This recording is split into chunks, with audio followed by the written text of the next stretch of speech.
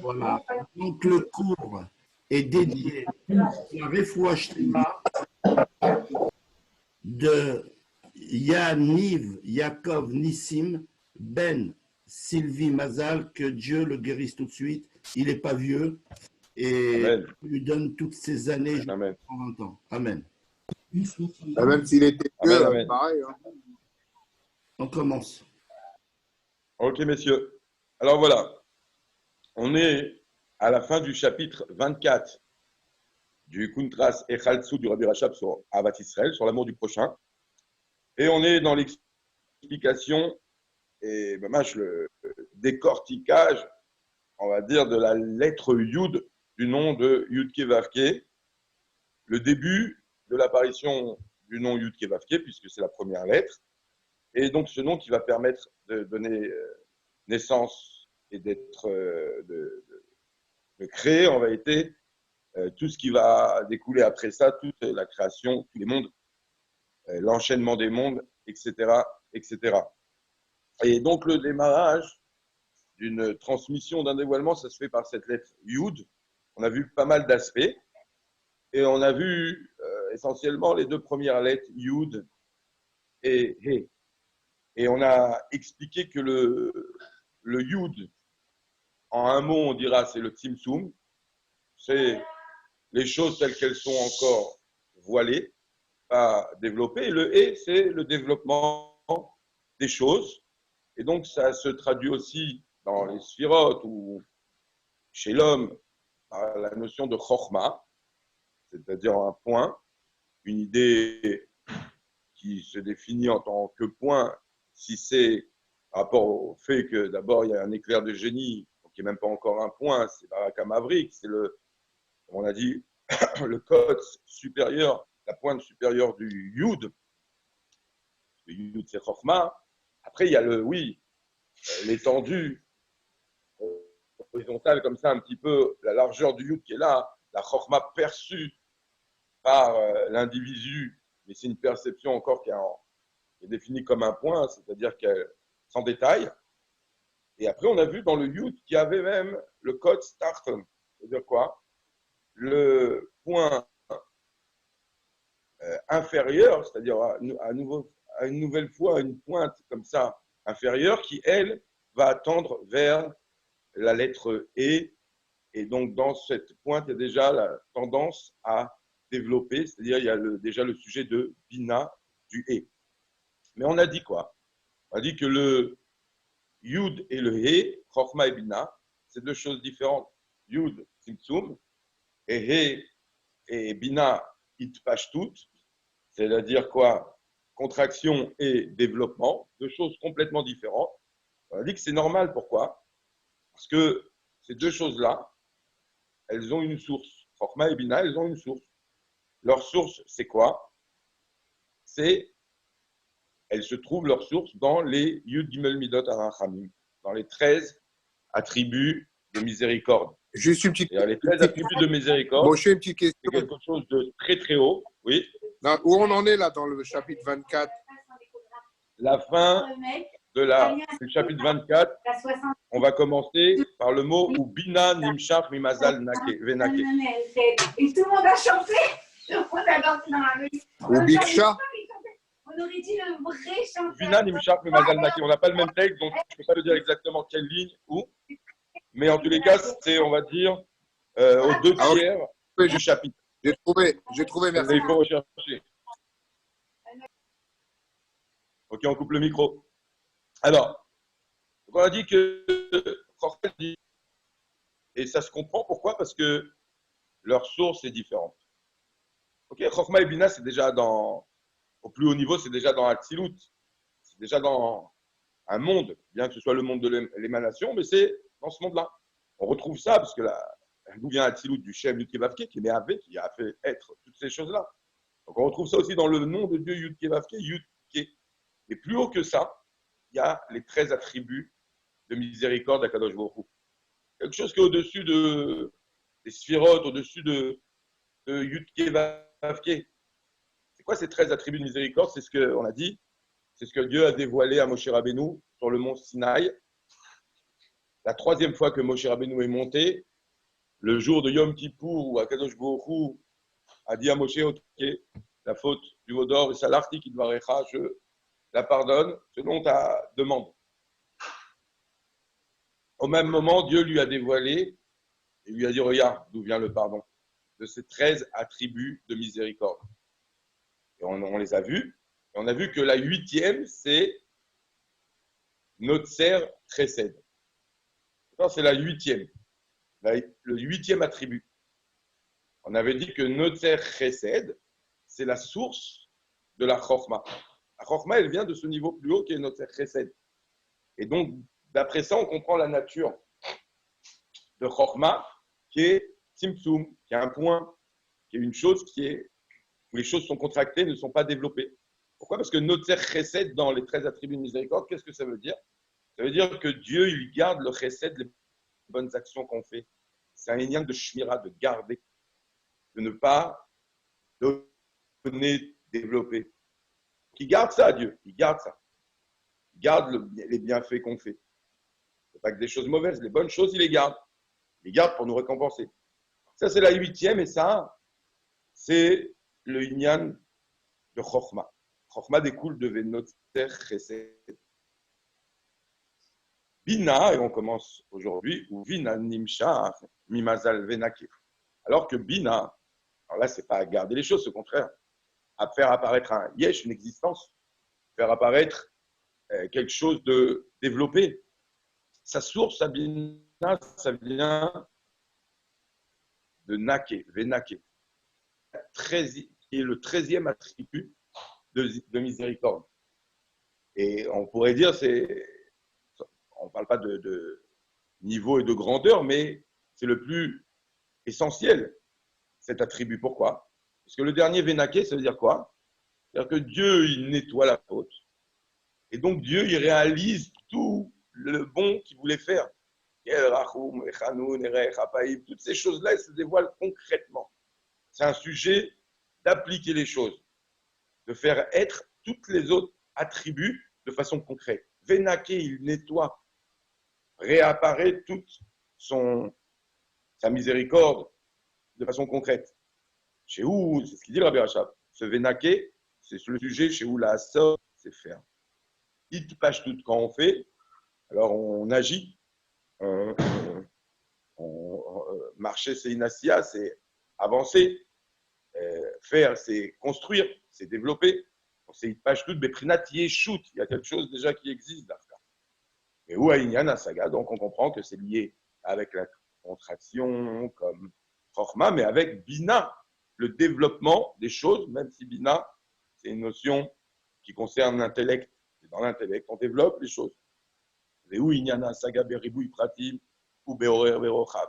C'est commencer à comprendre les choses avec beaucoup d'éléments. Les choses, on prend horizontalement, verticalement, on dira en longueur, en largeur plus. Et puisqu'il y a une compréhension des choses, un développement des choses, donc le sujet, le or à mouskal, alors l'idée de cette chose intellectuelle qui n'était pas percevable et ressentie au niveau de la Chokhmah, en un point, alors elle vient dans Bina Bemurgash de façon plus ressentie intellectuellement, et on peut dire sur elle qu'on peut la capter. Ok, là c'est une parenthèse du Rabbi Racham, on va la lire, on ne va pas s'approfondir dans cette parenthèse. En tous les cas, il dit Veyesh basé itron, il y a un itaron quand on comprend les choses. Mash ou prinat, pnimiut yoter. Quand on comprend les choses elles sont beaucoup plus profondes chez nous. Elles ne survolent pas notre esprit. Encore que Chokhmah, ça ne s'appelle pas survoler, on a dit que c'est une vision des choses.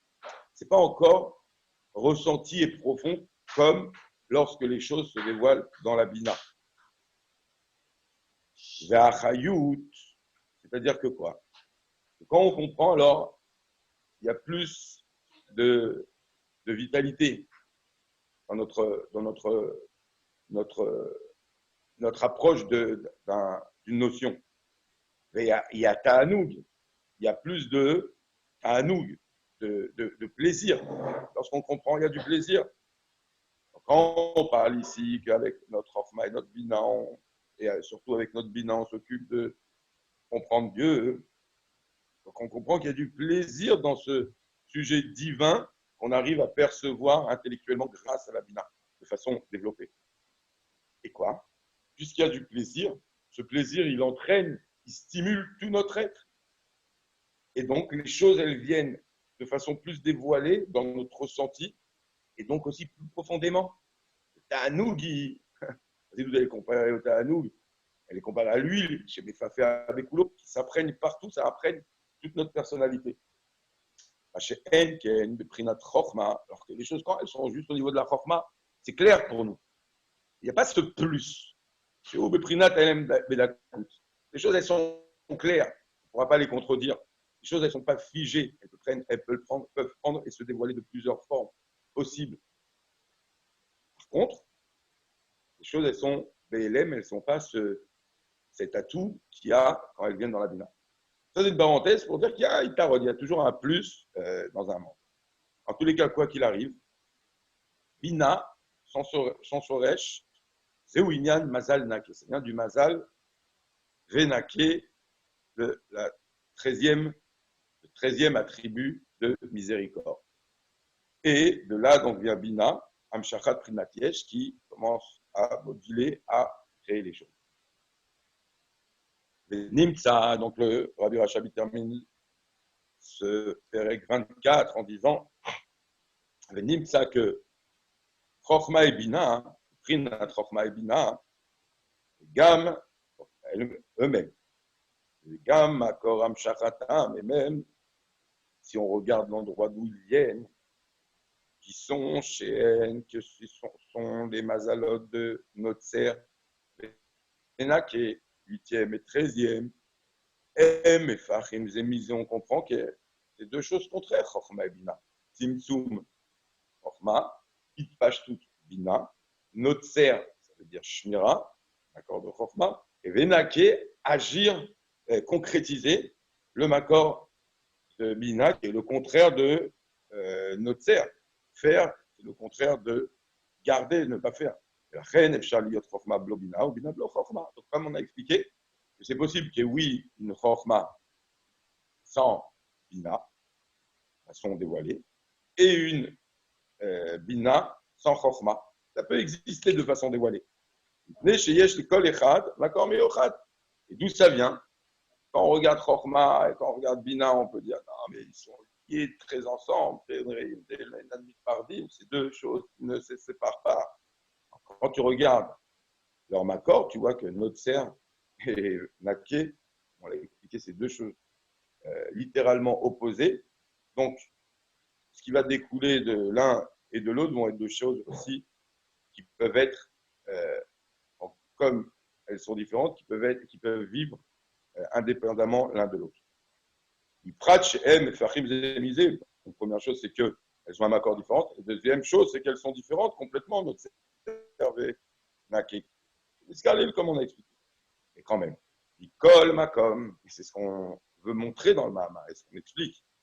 Cependant, al Piarov, dans la majorité des cas, c'est vrai que la Chokhmah, elle peut exister indépendamment et toute seule. Comme on avait dit, que quelqu'un qui a des idées de génie, il est des fois incapable, c'est complètement détaché de la réalisation de son projet. Il est détaché de la réalisation de son projet, il est incapable de maintenant détailler les choses. Et il y a des gens qui sont très forts dans le détail et ils le font, mais ils ont piqué des idées ou ils ont lu des idées. Ils ne sont pas capables de concrétiser. Ils ne sont pas capables en vérité. C'est que on voit qu'ils peuvent développer sans eux-mêmes avoir eu l'idée de départ, la Chokhmah. Quelqu'un, il peut avoir la Chokhmah sans autant développer par la suite, même s'il peut. Mais Al-Pirov, on dit quoi? On dit que non, la Nekuda qu'on a expliqué de Chokhmah, c'est-à-dire le code Starton, sa Netiya, sa possibilité d'aller vers la Bina, alors de façon générale, oui, ça vient dans la compréhension de Bina, ça descend vers Bina, donc ça Il y a un lien. Et ça, pourquoi? Parce que quand c'est possible de se lier, ça dit Kalelu de Chofma Vebina, Shem Kalelim Zemizé. Parce qu'il y a en réalité un assemblage et une identification entre Chofma et Bina. Et dans Chofma, il y a de la Bina, et dans Bina, il y a de la Chofma qui leur permet de s'unir. Ok. Rabbi Rachab, je le dis, c'est une parenthèse, on approfondir. Il n'y a pas. Même dans le Shoresh, en vérité, Notser et Naké, c'est vrai que c'est deux attributs différents. Garder et agir. Mais au fond, on dit que c'est quoi? C'est deux attributs qui font partie des 13 attributs de miséricorde. Tout ça, c'est de la miséricorde de Dieu. C'est une forme. Et dans la miséricorde de Dieu, il y a quoi? Il y a garder et donner. Donc, il y a une itkalelut aussi des choses là-bas. Donc, on comprend qu'il peut y avoir une union. Donc, c'est très fort ici. D'un côté, on peut se dire, attends, le Rabbi Racham, il nous rentre dans des sujets en nous montrant que d'un côté, ils sont différents, ils peuvent être indépendants, d'un autre côté, ils peuvent s'unir et de façon générale, ils s'unissent. Pourquoi tout ça? Alors, ce que je comprends ici, c'est que le Rabbi Racham nous montrer que l'union qu'il va avoir entre deux choses, bah, cette union il va être encore plus beau et plus grand qu'en quoi? Quand tu comprends que ces deux choses, au départ, en réalité, ces deux choses ont chacun une indépendance, une source différente. Ces deux choses qui sont au départ deux choses contraires. Quand tu comprends ça, c'est pas pour t'embrouiller, pour te dire il y a une contradiction, elles sont contraires, après elles s'unissent. Non, c'est pour te dire, même si elles ont deux sources différentes et elles sont contraires, elles peuvent être indépendantes, il y a quelque chose qui les unit. Et Alpirov, de façon générale, alors on voit que les deux choses s'unissent et que de la Chorma apparaît la Bina, et que dans la Bina, il y a toujours la Nekuda de Chorma, qu'on va l'expliquer dans le chapitre qu'on va commencer maintenant, chapitre Kaf E. On dit le Kitsour. Chorma ou Bina, Yecholim Liyot Ze Bloze. On a expliqué dans ce chapitre 24 que la Chorma et la Bina peuvent exister l'une indépendamment de l'autre. Yechol Echad Makom Yochad, parce que chacun a une source particulière. On a vu Mazal Notzer et Mazal Venake. Chorma Veina Mekorem Mepachim Zemizé, leur makor il est différent. Ou Bechol Zot, et quand même, Mitkalelim Zeimze, elles peuvent s'unir et s'englober l'une dans l'autre. Ok. Avant de commencer le Pérec Kaf, et s'il y a des questions, on les écoute. Donc, je vais vous raconter un petit ignan qui va nous permettre un petit peu comment dire, ajouter un petit peu de méticoute dans l'étude qu'on fait sur le Mahamar de Rabbi Rachab. Y a-t-il des questions? Non, on continue. Alors, il y avait une gvoutsa de Tzeirim, des jeunes étudiants, j'imagine, ils sont entrés en Yechidout chez le Rabbi. Et ok, ils ont discuté avec le Rabbi de plusieurs choses. Et à un moment, ils ont demandé, ils ont dit, qu'est-ce qu'il y a de particulier, même si chez Chabad, on n'aime pas dire le mot Shita. Chabad, c'est pas une Shita. Mais ils ont demandé au Rabbi, qu'est-ce qu'il y a de particulier dans la Shita de Lubavitch par rapport à toutes les autres Shitot de Chassidut, à tous les autres mouvements de Chassidut. Qu'est-ce qu'il y a chez Lubavitch? Et le Rabbi, il leur a répondu comme ça. Il leur a dit, vous savez que Lubavitch, oui, Shitat Lubavitch, elle porte aussi un autre nom. Ça s'appelle Shitat Chabad. D'accord? Vous savez, en France, quand on voit un barbu, on dit un Lubavitch. En Israël, non, on dit un Chabad. Alors, le mouvement Lubavitch, je ne sais pas comment l'appeler maintenant, parce qu'il y a Lubavitch. En tous les cas, le mouvement, des fois on l'appelle le mouvement Lubavitch ou le mouvement Chabad. En Israël, on l'appelle Chabad. Dans tous les cas, le Rabbi, c'est ce qu'il leur a répondu. Sachez, la Shitat Lubavitch, donc l'enseignement Lubavitch, il porte un autre nom, c'est Chabad. Et le Rabbi leur a dit, le Pirouche Pachout de Chabad, c'est quoi? Chokma Binadat, on connaît les initiales, c'est Chokma Binadat. Et il leur a dit, sachez que ça veut dire comprendre les choses. Et le Rabbi leur a dit que la Chita de Chabad, elle te enseigne que quoi? Ça ne suffit pas d'avoir une émouna, une croyance en Dieu naturelle. Ça ne suffit pas de ressentir, d'avoir un amour et une crainte naturelle. Il faut intégrer dans ça aussi alors le Chabad, la compréhension. Chokhma, Bina, Da'at. Les choses se construisent, les choses se forment de façon perfection. C'est les mots du Rabbi, il leur a dit que sans ça, Chassera, Ashlemut, il manque de perfection dans la façon de vivre le judaïsme d'un juif. Il a dit il faut se Chabad. Alors c'est un petit peu le sujet qu'on développe ici. C'est que toute transmission, tout dévoilement qui se fait par le Shem Yud Kevavke, qui est Mehavé, qui crée le monde, ça commence par quoi? Yud et. Avant même d'arriver au monde, au midot, à la réalisation, ça commence par Yud et. Et on voit que ce Yud et, il est important, mais à part son importance, oui, parce que c'est le début des choses, il faut savoir qu'il va avoir une influence extrême sur la suite des événements, que ce soit dans les mondes, que ce soit chez l'individu.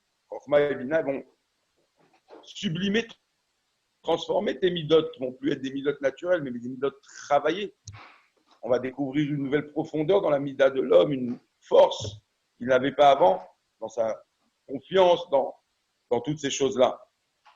Et surtout, c'est pour ça que j'ai amené un petit peu cette histoire et je me suis un petit peu arrêté avant de commencer le Perek Chaf et surtout, il va amener de la hardout, une harmonie dans tes midotes, une harmonie avec l'autre, dans ton comportement, une symbiose avec tout ce qui t'entoure, avec le monde, il n'y a plus de choses. D'où ça vient? Ça va venir de Chokhma, aussi de Bina. Pourquoi? Parce que là-bas, déjà, on va voir une première. C'est comme ça qu'on a fini le Perek Chaf Dalet en disant, bien que Chokhma et Bina, ils ont deux sources différentes, elles sont contraires. Monsieur Guetta, fermez votre microphone. On commence Perek Chaf et. Bienvenue, Daniel Kaminski. Le patron, tout de suite, j'ai un truc, ils font moi. Il n'y a pas. Allez. Donc, on revient sur le sujet qu'on avait dit. Et donc là, il dit, Zéou, tout ce qu'on vient de voir, c'est le sujet. Oui, il y a une Kalelout, une union. Moshe, une petite question. Le code. Et Bina, oui. Une petite question. Oui. Le code Shel Yud, il se place où dans tout ça? Kotso Sheloud, on avait dit que c'est le Barak à Mavrik. C'est Keter. C'est-à-dire, c'est la première idée de génie qui vient chez la personne, mais même la personne, elle n'arrive pas à la définir, même si ce ne serait qu'en un point, comme le gouffre du Yud. C'est le Keter des choses. Comme quelqu'un, il a une volonté, mais il ne peut pas définir sa volonté. C'est le Kotso Shel Yud, c'est le Keter, c'est la volonté qui est au-dessus même de l'Archma, c'est-à-dire même au-dessus de j'ai une volonté, après, tac, j'ai en dessous, ça c'est le Kotso Shel Yud, Barak Amavrik. Ça prend une forme, cette volonté c'est quoi? Elle peut descendre les matins quand même. Comment c'est pas Mamshir, c'est Mamshir ça aussi. Non. Alors? Oui. Ce Barak Amavrik, il prend une forme d'un. Non. En réalité, oui. Ce Barak Amavrik, il faut qu'il y ait on a dit un Tzimtzum, c'est le gouffre du Yud. Je me rappelle, on avait dit qu'il y a comme un Kadosh Baruch Hu qui dévoile le Keter, le Or En Sof, la lumière infinie. Mais là, il ne peut pas avoir de création concrète. En fin de journée, tu vas prendre ta Donc, douche. qu'est-ce qu'il fait à Kadosh Baruch Hu? Il fait un Tzimtzum, il voile complètement cette lumière et il laisse un point, une Nekuda. Ça, c'est le Yud. Tu te rappelles? Oui. Oui, il y a une façon de dévoiler ce Barak Amavrik, mais ça fait comment elle se dévoile par un Tzimtzum. C'est-à-dire cette idée de génie, si je veux la transmettre ou même me la transmettre, je ne peux pas la laisser planer, être aussi un éclair aussi brillant. Il faut qu'elle se repose. Mais puisqu'il y a eu ce réveil de volonté, ce réveil d'idées géniales, qui n'est pas captable encore, alors quand elle était là, dès qu'elle n'est plus là, ça y est, maintenant je veux la saisir, donc je prends de ce Baraka Mavrik une Nekuda, mais cette Nekuda, c'est encore de la lumière, c'est pas quelque chose de construit avec des détails. Ça, c'est le Koto Shel Yud. On n'en a pas tellement parlé parce que là, on voulait parler plus du Yud en général. Oui ou non, Jean-Marc? Moi, je suis d'accord avec tout, avec toi. Mais Chokhma Bina, on est d'accord que c'est Shelo Mitparshim Aval Bechitzoniut, mais c'est Mitparshim Bepnimiut. Ouais, en vérité, c'est un peu ce qu'on a dit. Même si on regarde intérieurement, Chokhma et Bina, c'est différent. Leur Makor, il est différent. Notzer et Venake Nachon. Alors, c'est vrai qu'ils peuvent être indépendants. Mais, je dirais pas des Chitzoniut, mais quand on regarde leur aspect, un autre aspect de ce qu'ils sont, alors c'est vrai que quand on les définit tels quels, ils sont différents, mais quand on dissèque et on voit qu'à l'intérieur de la Chokhma, il y a aussi une Kalelut de Bina, on voit qu'ils peuvent s'unir et au contraire, on dit qu'ils sont faits pour s'unir. C'est-à-dire, je vous l'ai dit, c'est pas pour nous embrouiller qu'il nous dit ça, le Rabbi Racha, mais ce qu'il voudrait nous dire, c'est de dire que oui, une chose, quand elle est créée, même si indépendamment elle est différente d'une chose, oui, eh ben, c'est pas parce une chose est différente qu'elle n'a pas la possibilité de s'unir avec une autre chose. D'accord? Quand on fait un tableau, c'est pas parce que le rouge c'est pas le noir et le vert c'est pas le bleu. On peut pas avec tout ça faire un magnifique tableau et une harmonie des couleurs et unifier les couleurs, alors que c'est des couleurs contraires en elles-mêmes. Maman! Donc le Rabbi Rachab, il commence, il dit Zeu aben, aven bechokma vechacham bebina.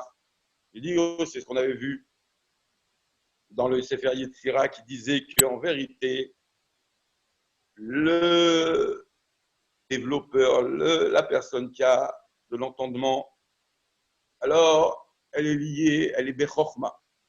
Il a son entendement grâce à la chokma.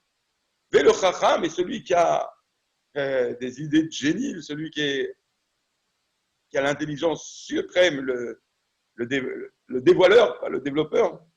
Alors, Bevina, il est dans l'entendement. Donc, le Rabbi Rachab, il avait dit, mais on aurait dû dire Chacham, Bechokma, Aven. Aven, ici, c'est Mishon Havana. Aven, Bebina. Et on a dit une chose autre. Alors, comme on vient de voir, des Aven, Bechokma, c'est quoi? Hein? C'est où il n'y a ni Kalelutabina Bechokma. Le Yetzira, il a dit ça. Que quoi? Hein? Que l'entendement dans la Chokhma, c'est-à-dire le développement dans la Nekuda, c'est quoi? Hein? C'est pour nous montrer qu'il y a une fusion déjà au démarrage entre Bina et Chokhma. Il y a oui du développement dans le point de Chokhma. Mais où chez Yeshbe Chokhma? Et c'est quoi? Hein? C'est un potentiel dans la Chokhma d'arriver à la Bina. La vol, l'idée à Sagavana, d'arriver au développement et à l'entendement. Il y a Gam chez Betsem ou Bepri. Pas je doute bien que BSM, quand on regarde les choses comme tu as dit Jean-Marc, que Pnimiout, enfin, telles que les choses elles sont. La Chokhma, c'est un sujet de bitoul et tout le contraire du fait de se répandre. Et c'est pour ça qu'on définit la Chokhma comme un point, comme le Yud. Quand même, elle a en elle ce point, c'est potentiel de développement et donc de venir et de se répandre et de devenir et de rentrer dans Bina. D'un autre côté, pareil, Chacham Bebina, dans la Bina elle-même, bien que la Bina, alors ce soit un développement, dans la Bina, Chacham Bebina, il y a de la Chokhma, il y a un point. Ou Aïtkalelu, Chokhma Bebina. C'est quoi ce Chacham dans la Bina? C'est l'englobage, on va dire, l'englobement de la Chokhmah et la Bina ensemble. Et où Agam chez Bina, Prinati Pashtut, bien que la Bina, en tant que soi, ce soit beaucoup de détails, beaucoup d'explications. Kol makom yesh ba koach a Chokhmah. Il y a à l'intérieur cette force de Chokhmah, comme le dit tout. La sot mi yesh laïd. Même dans le détail, alors il y a toujours un point comme ça qui pourra faire que tous ces détails redeviennent une annulation. Il y a un bitoul dans ces détails. Et où chez Kol Atagan Achar, car c'est de tout ce développement à la fin. On dit tout ce développement, c'est quoi? C'est une seule et même Nekuda. On appelle Nekuda Atamtsit. C'est la Nekuda, l'essentiel de tout ce sujet développé. Mikola Saga, de tout ce développement. Vehu, Shlilat, Kola Pratim et Esberim. Il y aura toujours cette Chokhmah dans la Bina. C'est-à-dire quoi? Le fait de repousser toutes ces explications, elles sont là, mais moi, je n'ai pas perdu le point, l'essentiel. Le Tamtsit. Je comprends le sujet en lui-même. C'est quoi? C'est l'idée de départ. Qu'est-ce que tous ces éléments veulent nous dire? Ces éléments, ils sont secondaires à l'élément premier qu'est la Chokhmah. Tout ce développement, il est secondaire, il est tafel au Ikar. Si je suis que dans la Bina et je perds cette Nekuda, je vais me perdre dans le secondaire, dans le tafel, le superflu, et je ne vais plus être attaché à la Nekuda de départ. Et quand il y a la Chokhmah dans la Bina, il y a une annulation à une chose première et je ne perds pas le fil. Le Ikar, il reste le Ikar, et je comprends que le tafel, il est là pour, comme on a dit, amener beaucoup de bonnes choses, développer les choses, permettre une réunification extraordinaire des choses. Chez Vinoto, Mitor, Ribouy, Pratim, et Esberim, chez Nidbayer, Mizé, Bimakom, Acher, comme on l'a expliqué longuement. On peut ramener pour ça, pour expliquer ce qu'on vient de dire, 3 exemples. Il y a l'exemple d'un arbre.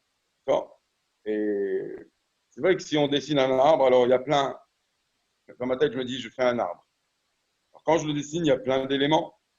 Alors, je fais les racines, le tronc, les branches, les feuilles et les fruits.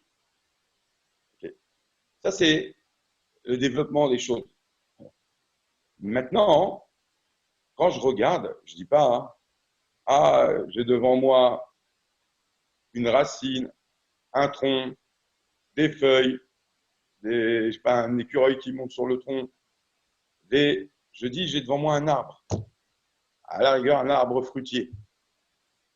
C'est-à-dire, je reviens à une Nekuda. Appelez la Nekuda de Chokhmah, c'est Reya. Tac, j'ai la vision.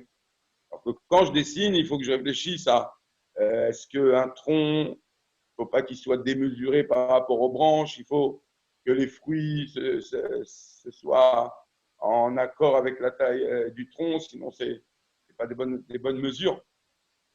Quand je suis dans la Bina, je suis dans des éléments. À la fin, j'arrive à une Reya. Ça, c'est un premier exemple qu'on donne. Deuxième exemple, c'est ce qu'on ramène dans le Limud Torah. On sait qu'un des sujets importants dans le Limud Torah, toujours on nous dit la souké shmatata alibade ilcheta. Peut-être tu dis la Gemara, tu vois plein d'avis. Tu rentres dans la Bina, dans les détails, dans les avis, dans des choses extraordinaires. Des fois, on va même te ramener une agada, un sipour. Toi, tu peux te perdre dans le sipour. Le sipour, il est très joli, et ce qui m'intéresse, il s'est bien comporté. Le sage dans le sipour, mais ça me rappelle comment mon grand-père il se comportait avec moi, l'amour qu'il avait, le chesed qu'il faisait. Alors, quand tu as amené ce sipour pour te dire qu'on peut manger le poulet à qui on a fait la shrita de cette façon-là. C'est-à-dire que ce sipour, on l'amène et on te le développe, mais à la fin, pourquoi? Pour que tu aies une halakha claire. Donc la halakha, c'est ça, la souké, on s'occupe de développer des avis et des avis. Alibad et ilcheta, c'est ça le limoud, pour arriver à une halakha, à une chose, à une nekuda, à l'essentiel. Donc, on voit que dans la bina, ça c'est pour expliquer, on a dit, le chacham de bina. Dans la bina, dans le développement des choses, alors il faut qu'il y ait toujours le point et ne pas le perdre. Et à la fin, pour voir si on ne l'a pas perdu, c'est est-ce qu'on retourne à ce point-là. Ce point-là, on sait qu'à la fin, il va être encore plus fort. Parce que ce n'est pas pareil une halakha qu'on donne et qu'il n'y a personne qui la contredit, et une halakha qui a été donnée, sur lequel on a apporté 10 contradictions auxquelles on a répondu, et à la fin, on est arrivé quand même à cette halakha, peut-être d'une façon un peu différente, mais en tous les cas, on est arrivé à quelque chose d'encore plus clair et plus fort. On est revenu au point de Chokhmah, et c'est le but à cette union. Mais ça s'est fait par le développement. Mais ici, on ramène ça pour nous dire quoi? Que dans le développement, dans Bina, il y a Chokhmah. Et la dernière chose, et ça, c'est sympathique parce que ça nous concerne aussi, on voit que chaque fin de cours, à chaque fin de chapitre, on lit un kitsour, un concentré, une chose qui, comme dirait notre ami le Rav Meloul, qui synthétise le Mahamar, le chapitre du Mahamar, et c'est un kitsour, donc un résumé.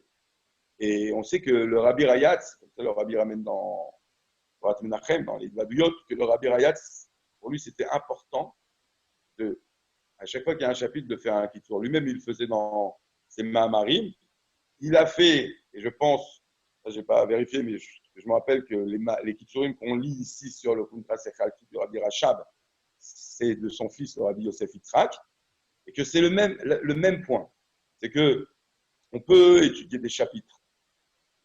On peut étudier un chapitre qui va nous faire rentrer dans des tas de notions, de sujets, et se perdre dans ces notions. Alors là, on ne dira pas que c'est des notions secondaires, elles sont aussi carrées.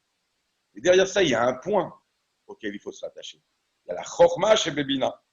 Et le Rabbi Rayatz, il disait c'est important à la fin de mettre devant les yeux des gens cette nekuda, pour qu'ils se rappellent que tout ce qu'on vient de dire, c'est lié avec le tamtsit, l'essentiel et l'extrait et l'important de tout ce développement. Donc là, c'est ce que le Rabbi Rachab nous a ramené. Et les exemples qu'on a donnés, c'est pour définir que dans Bina, il y a de la force. Donc là, le Rabbi Rachab, il dit c'est pour ça que le Yud, il est composé de telle façon. Il se dessine. Oui. Est-ce que la main de, je ne sais pas comment ça marche, de Abigail, c'est une question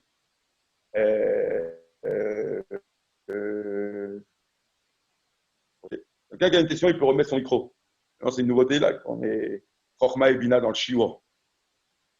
C'est-à-dire Chokhmah et Bina, Ish Veisha. C'est quoi, la question? Non, je n'ai pas entendu. Ok, la personne n'a pas mis son micro, elle n'a pas posé la question. On continue. Ok. Le Yud, on le reprend. Dans le Yud, on va retrouver tout ce qu'on vient de dire. Il y a Kotz à Tarton, on commence par la pointe inférieure du Yud. Ok. Toute personne qui, dommage qu'encore une fois, il n'y a pas un dessin, mais le Yud, ce n'est pas une boule, ce n'est pas un rond. Ce n'est pas un point noir. Le Yud, c'est quoi? Le Yud, c'est un kotz. Ça commence par un petit kotz, une petite pointe en haut. Il y a un corps de la lettre qui se répand comme ça. Et il y a une fin de la lettre qui redescend vers le bas. D'accord? Je ne suis pas un sophère, mais c'est un peu comme un lamed d'une certaine façon comme ça. C'est un Yud. Ok? Donc il y a le kotz tarton, la pointe du bas. C'est quoi? C'est la bina qu'il y a dans Chokhmah. Parce que tout ce Yud, c'est Chokhmah. C'est le point. Et le kotz inférieur, c'est la bina, à veine vers Chokhmah. C'est où la bina? Parce que c'est la descente vers le développement, vers la bina. B'derech klal ou prinat kachav, keter Chokhmah, bina de Chokhmah. Et ces trois points qu'il y a dans le Yud, ces trois choses distinctes qu'on peut voir dans le point du Yud, en principe, c'est keter, comme on en a parlé. Donc le code c'est Lyon. Le Gouf, c'est Chokhma, qui est dans la Chokhma. Donc le code, c'est le Keter chez Chokhma. Le Gouf, c'est Chokhma chez Chokhma. Et la pointe d'en bas, c'est la Bina Ben Chokhma, la Bina qu'il y a dans la Chokhma. Donc, c'est ce que nous dit le Rabbi Rachab, Be'akot, Sa'elion, ou Prinat Keter chez Chokhma, Ve'ya Nekuda, chez Bitmuna, là, il n'y a même pas de forme. Même pas le point, c'est un code. Donc, c'est même pas une forme encore. On a dit c'est le Barak Mavrik, l'éclair tac, qui jaillit, qui repart comme il est venu. Il n'est pas ni de face par rien, il n'est pas attrapé, on ne peut même pas lui donner une forme. Après, donc ça c'est la volonté, mais la volonté, j'ai une volonté tirer vers quelque chose, mais je ne peux même pas la définir. La couronne qui était au-dessus de la tête, ce n'est pas intellectuel. La Etsem, Ayoud, après il y a le corps du Youd, Aïnou, Prinat, Arochav, Shebo.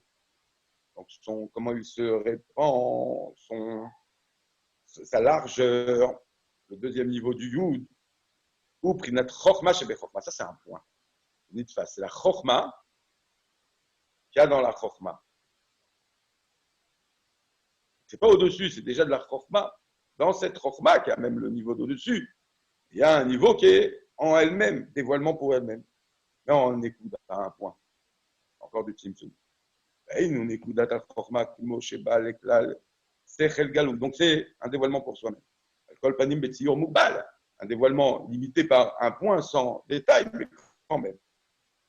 Et le code Satarton, c'est la Bina Shebe Chokhma, c'est-à-dire c'est le potentiel la vinekudat Chokhma, l'idée Pashtut Bebina Ve'asaga Vavana.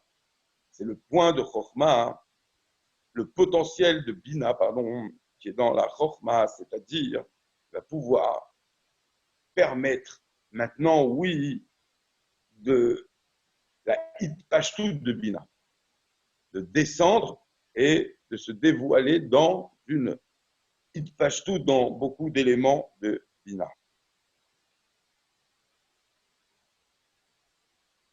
Donc, Ve'inyan, Vachacham Bebina. Ça, c'est la Bina qui est dans la Chokhma, c'est dans ce code inférieur du Yud. Ok. On a aussi dit que quoi? Dans la Bina, le développement des choses, alors il y a une Itkalut avec Chokhma, il y a aussi la Chokhma. Ici, en un mot, on a dit le Tamtsit, l'essentiel de la chose, elle, aussi dans la Bina, même si on a développé, on a devant nous la photo de l'arbre. Même si on est rentré dans des pour et des contre, et Rabbi, un tel, il dit Rabbi, on a une halakha derrière tout ça. Donc, la Chokhma qui est dans la Bina, si on regarde la haute E, c'est la Bina, le He, le développement. Le Yud qui est Yesh Lomar chez Yud, chez Beot et Raglas, Mali chez Bo. Le Rabbi, il dit, Rabbi Hachab, il dit que dans le He, il y a la barre supérieure et donc horizontale et la barre verticale qui descendent, les deux grandes barres du He. Okay, ça représente exactement la création. Le Yud qui prend une forme réelle par ces deux barres, donc la Pashtut, le fait de se répandre horizontalement, verticalement, en largeur et en hauteur, pardon. Et il y a quoi dans le He? Il y a aussi à gauche le pied gauche coupé comme ça. Dit ça, c'est un Yud. Alors, si vous regardez dans un Vertora, vraiment, des fois on écrit comme ça. Je sais pas, sauf faire, je vous ai dit, mais en bas, c'est pas une barre. C'est quoi? C'est la forme d'un Yud. Donc, qu'est-ce qu'on voit dans le He? Alors oui, il y a cette Itpashtut, ce développement, mais il y a Chacham Bebina. Il y a le Yud qui est dans le He. Il y a la Nekuda, le fond, l'élément moteur de tout ce développement qu'il ne faut pas perdre. L'essentiel. Et il se traduit dans la lotte E aussi. Comme dans le Yud, il y a la petite barre qui est la Bina.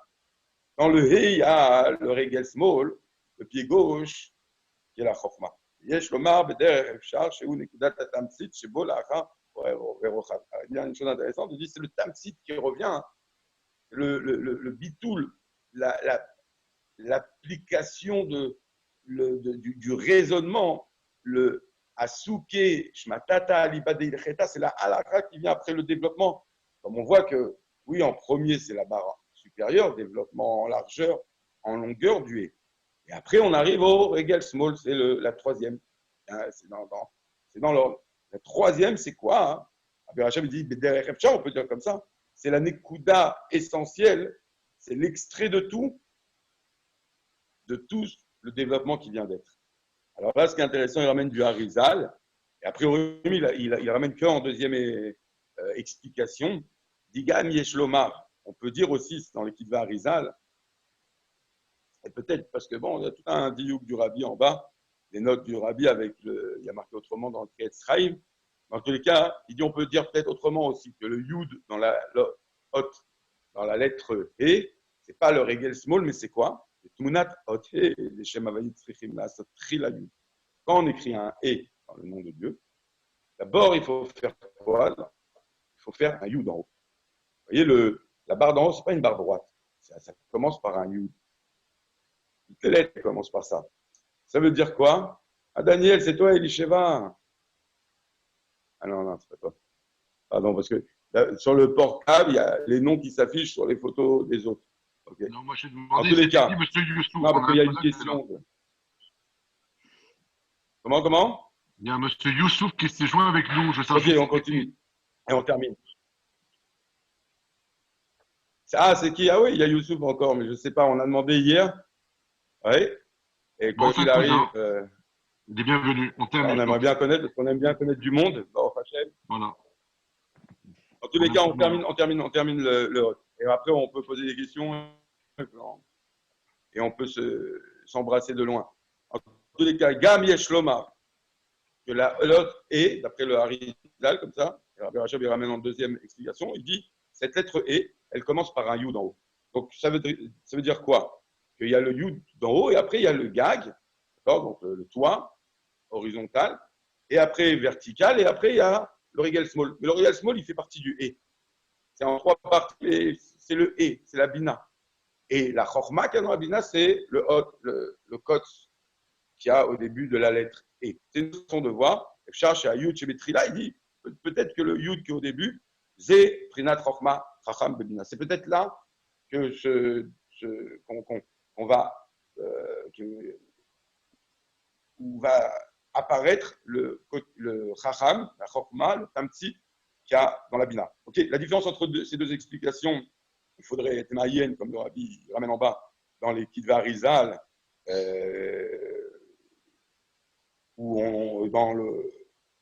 il dit dans une Otéhara, et d'un autre côté aussi dans le Etzraïm, ce qui a marqué un Yud pour voir pourquoi, des fois on peut dire que c'est le Yud du démarrage de la lettre E, au-dessus du gag, ou des fois on dit que c'est le Regel gauche, en tout cas, quoi qu'il arrive, on a fini là le Perek Raf E, il nous a montré quel est l'outil des deux lettres, même dans leur écriture. Et donc, l'une peut se lier à l'autre. Pourquoi? Parce que dans la Chorma, il y a de la Bina, et dans la Bina, il y a de la Chorma. Kitsu, Aven, de Chorma, c'est quoi? La Bina qui est dans la Chorma, c'est Netiyat Chorma Lavo, Be'asaga. C'est ce code inférieur. Il y a le fait que la Chorma peut se pencher et peut devenir quelque chose de compréhensible. Et que Chacham Bebina, la Chachma qui est dans la Bina, c'est quoi? C'est Netiyat Bina, l'Ikalel Benekudat Alatsi. La Bina, elle aussi, elle a ce côté de revenir vers l'essentiel, vers un point, vers la Nekudat Atamsi. Donc c'est quoi en réalité? Se lier, s'annuler à ce point-là.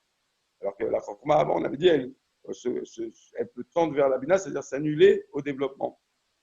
Donc on a dit que les bêtes Kotsim, Ve'etzem Ayut, Kachav, que les deux Kots du Yud, celui d'en haut et celui d'en bas, et ça représentait quoi? Dans ce chapitre, on a vu que c'est Keter Shebe Chokma, Bina Shebe Chokma, Chokma Shebe Chokma, Bina Shebe Chokma, et Vechacham Bebina Metsurat E. On a vu qu'il y a la Chokma aussi dans la lettre E, avec ou le Regel Small, ou le Kotz d'en haut, qui représente la Chokma qu'il y a dans la Bina. Voilà pour aujourd'hui. Des questions, mes amis? Questions? Shalom, Beta, bon travail, bonne journée. On va poser une Merci question. à vous Enchanté aussi. d'avoir fait ta connaissance. Si tu as mon beau-frère, je ne sais pas si tu lui parles ou pas, passe-lui le bonjour de ma part. Ben, je l'ai en cours 2 fois par jour. Tu veux poser une question, C'est Yosef Katan.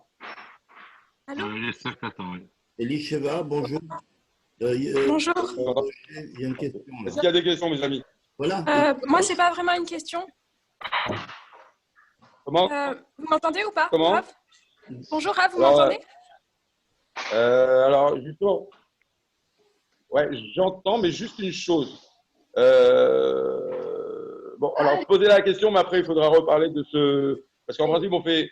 C'est vrai qu'on c'est pas, le cours n'est pas ouvert que à un public masculin. En principe, on coupe bien sûr les micros féminins et la vidéo. Et donc aussi, en principe, les interventions aussi, mais on a, je sais pas, on a mis ça au point avec M. Gérard, mais en tous les cas, les questions pour l'instant, on les coupe. Regarde, Moshe, justement, Oui. tu me parlais.